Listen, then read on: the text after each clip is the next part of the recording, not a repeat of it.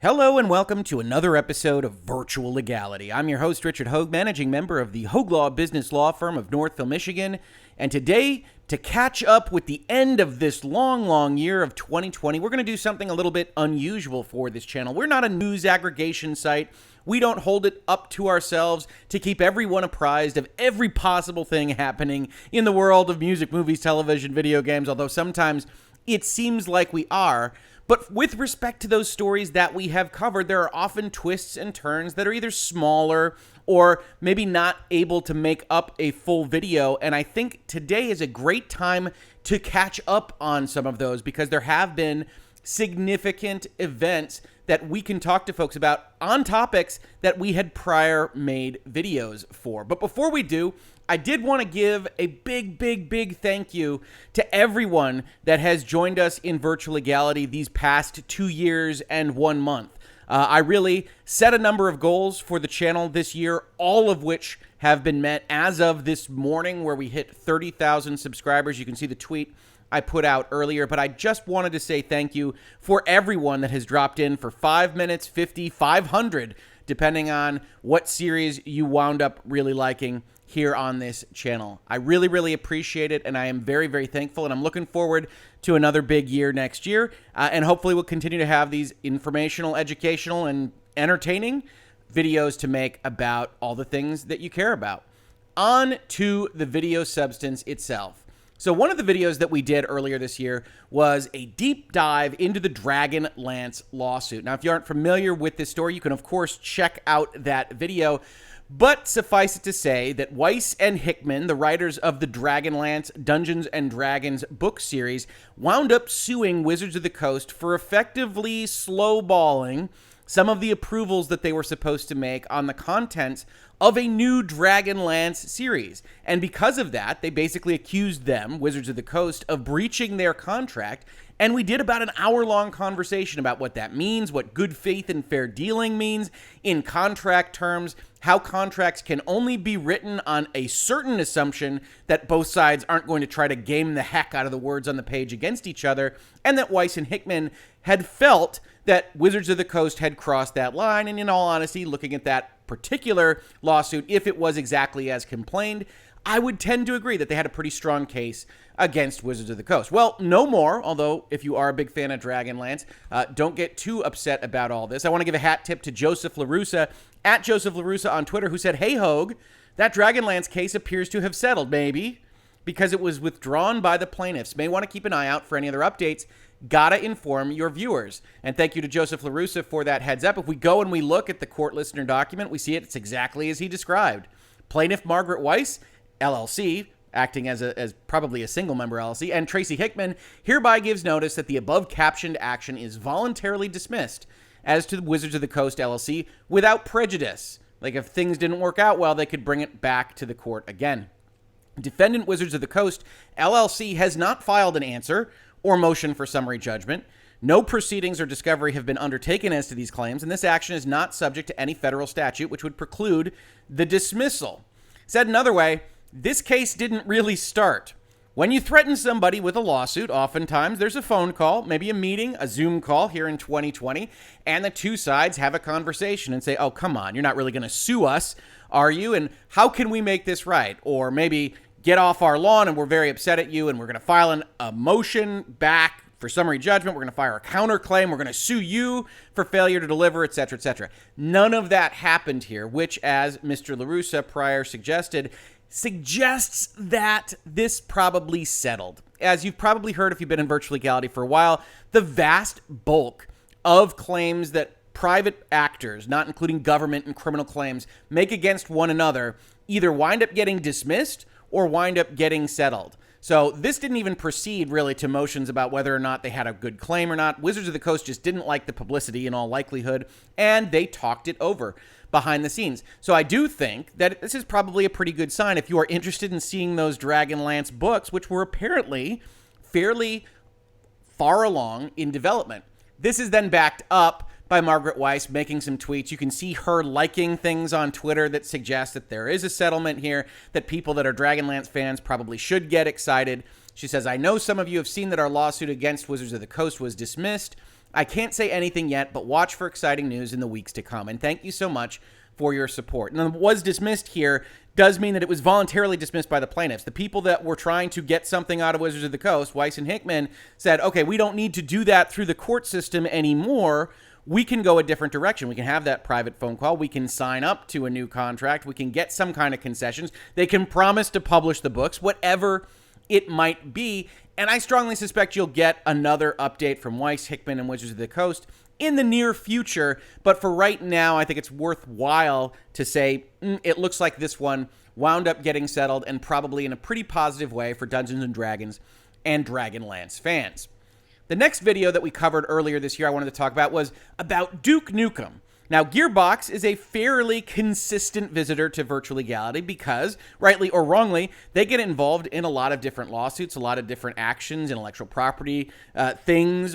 There's a lot of talk about their CEO in and around games journalism, so they wind up having a lot of videos made about them in this space. This particular video was about a lawsuit in respect of the music in the original Duke Nukem. I've got this article up from June 15th, 2020 in PC Gamer. Gearbox sues 3D Realms over Duke Nukem again. This lawsuit is actually the result of the lawsuit filed by Duke Nukem composer Bobby Prince last year against Gearbox. So in 2014, a little bit ways down the road, in 2014, Gearbox sued 3D Realms and Interceptor Entertainment over Duke Nukem Mass Destruction, a top-down action RPG they were developing without the approval of Gearbox, which acquired the property in 2010.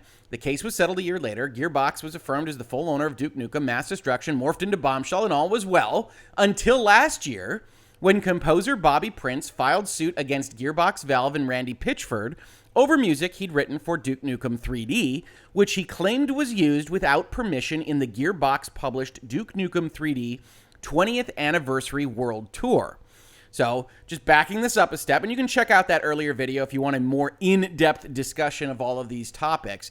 What happened here is that Gearbox thought they bought all the rights to Duke Nukem 3D from 3D Realms, and then they went and they made a remake, Duke Nukem 3D 20th Anniversary World Tour, or a remaster, just getting it functional and selling it out to the people that would be interested in that product. And when they went out with it, Bobby Prince said, you don't have the rights to my music as it appears in Duke Nukem 3D. And Gearbox said, well, we bought all assets related to Duke Nukem. As you can see here in the highlighted language, Gearbox purchased all intellectual property related to the Duke Nukem video game series from 3D Realms. In that asset purchase agreement, 3D Realms promised us that the Duke intellectual property was owned free and clear by 3D Realms. We wouldn't owe anybody else any other money. And so Gearbox wound up suing Apogee Software, the legal name of 3D Realms, in order to say, okay, court, we need some settlement here as to who owns what, because this composer is suing us. We're literally in the middle, as they said. Either Bobby is right and deserves to be paid, in which case 3D Realms is wrong, or 3D Realms is right and Bobby's wrong. We don't know. So we need to bring a judge in and have a look at things from both sides. And that's exactly right. When you actually purchase assets, you get promises about what they look like. And at the end of the day, if there is a dispute about what assets you purchased, who owns what, who owes royalties on that ownership, you're going to have to go through the justice system to clear things up, or you're going to have to settle things.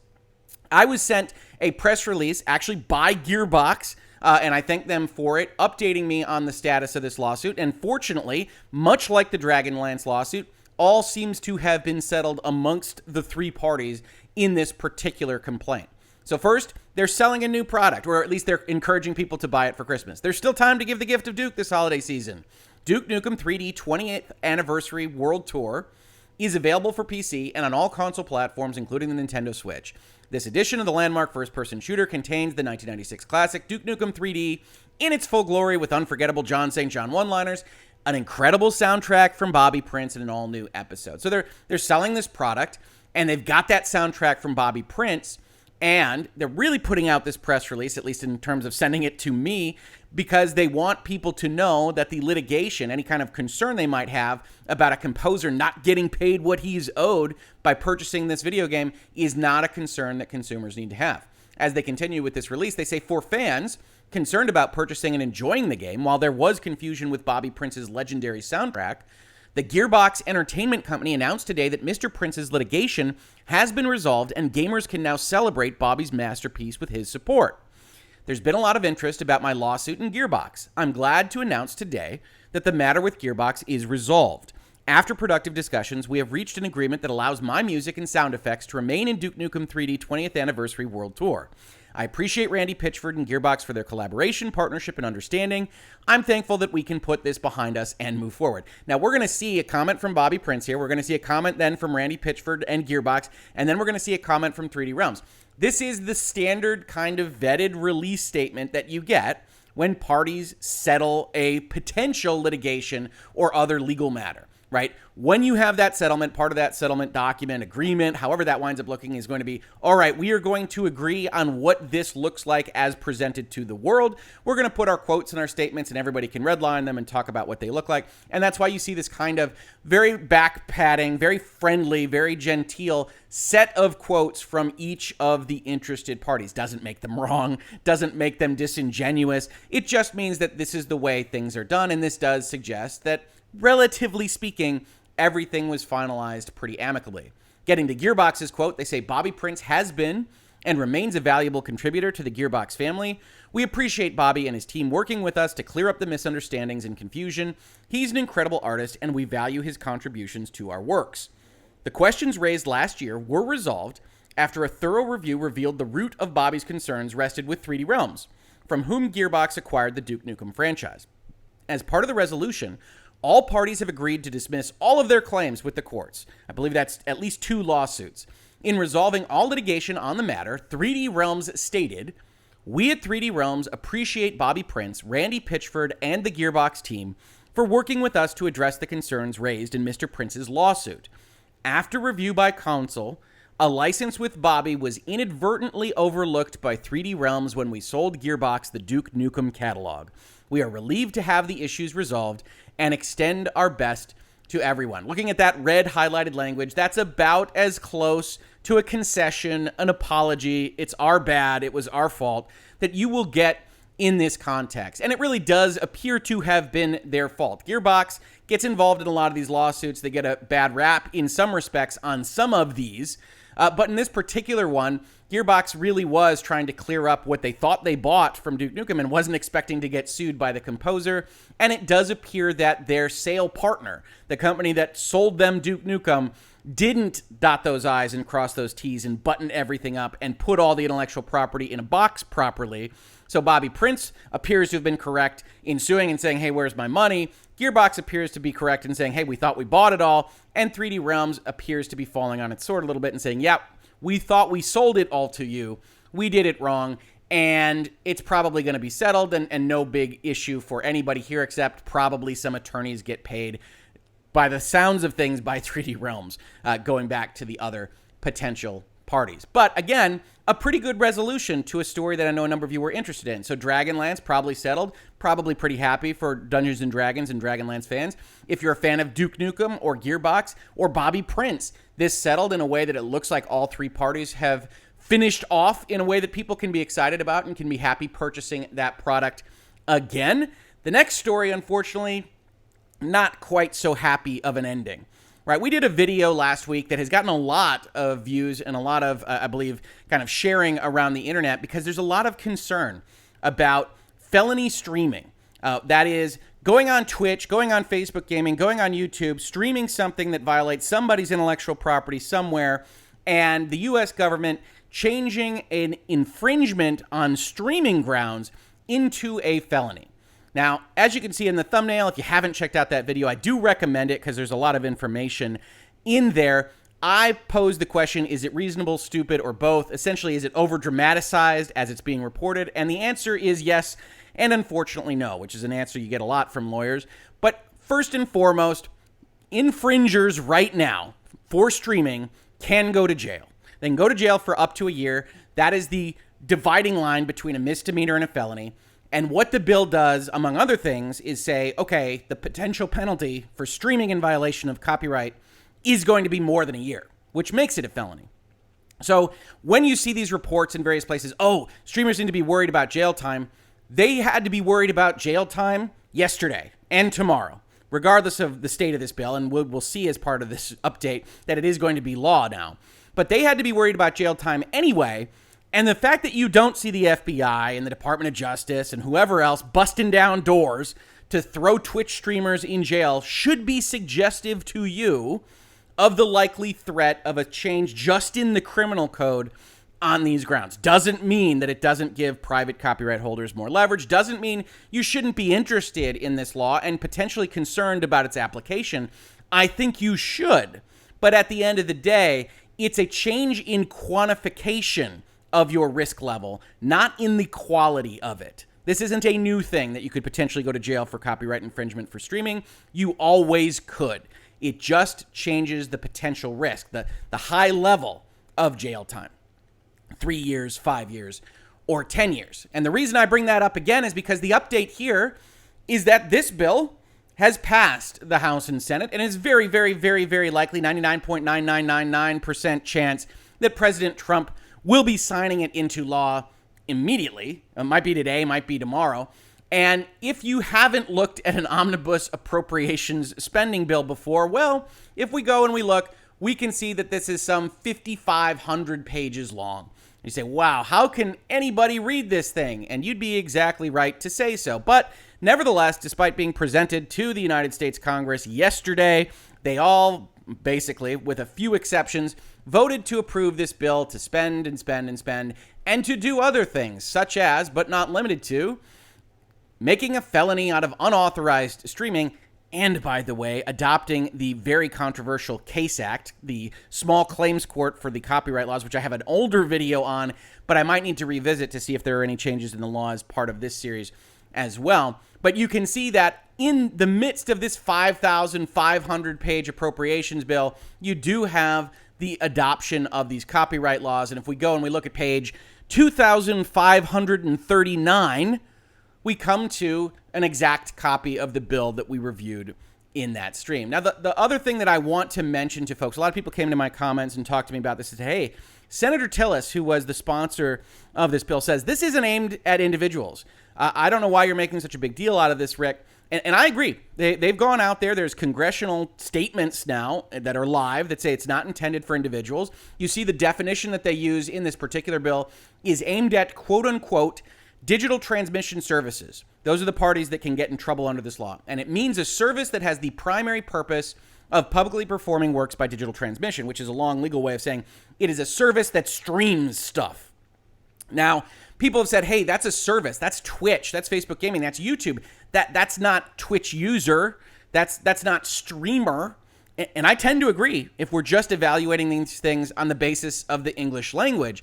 But as people that have been in virtual legality for a long time know, especially since November or so of last year, that's not the way the government has always treated these kinds of definitions. I've pulled up COPPA, or the COPPA rule more specifically, that talks about an operator, meaning a person who operates a website located on the internet, which for all the world sounds like YouTube and not Hoeg law. But the Federal Trade Commission, late last year and into this year and probably into the future, has tried to interpret this particular rule, this particular law, to say that me, Richard Hoeg, is the operator of the website on which the virtual legality substance appears and is responsible for the data collected for things like from kids, even though I have utterly no ability to control how that hardware operates, how YouTube actually functions, whether it uses data collection or pips and things like that. I did not have any control. I do not have any control. The actual use of the word operator is very questionable in that context, but no more or less questionable than it might be to suggest that someone that operates a /username Twitch website is in fact that service, that digital transmission service. So while I don't think that this was written as intended to hit those people, when it says it shall be unlawful, XYZ, for a digital transmission service that is primarily designed or provided for the purpose of publicly performing works protected under Title 17, the exclusivity provisions, by means of a digital transmission without the authority of the copyright owner, I look at that and say, yeah, you might well be aiming it at the Pirate Bay or the streaming services or what have you. But you, Senator Tillis, you, Congress, you know darn well that the interpretation of these kinds of laws leaves your purview, and that when you've got a definition that doesn't at all make clear that digital transmission service means only the entity that provides the overall infrastructure of the service and not just potentially the guy that's streaming Among Us over on Twitch and doesn't want to be sued, well, you raise these questions for people, and I'm very happy to see that people are engaged with these questions. I think there's a lot of bad reporting. I think there's a lot of over-dramatization of an issue like this one, but I think it is a good thing overall for people that especially have their livelihood invested in these kinds of services like Twitch and Facebook gaming and YouTube gaming or wherever else to know that these kinds of things have been changed. So no, I think it's both. I don't think it is a situation in which you've demonstrably changed your risk profile. DMCA takedowns, private civil actions don't wind up in the U.S. Penal Code. You don't have jail time for a copyright owner that's angry with you. They could potentially refer it to the FBI or the Department of Justice or someone else, but they could potentially do that right now. So it doesn't change that. The folks that are reporting that a DMCA takedown could lead into a felony jail time are right only in the most technical sense of the term. Disney cannot throw you in Mickey Mouse jail. Not yet, at least.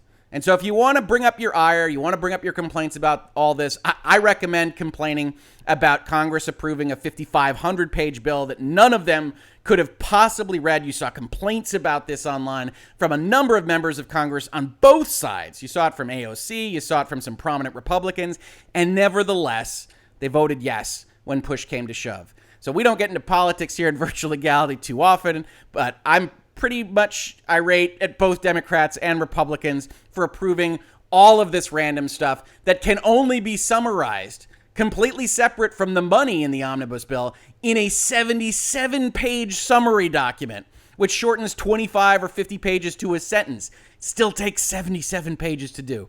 Anyway, that's my brief aside on the U.S. legislative process. The last thing I wanted to update you on is a little bit funnier, a little bit lighter.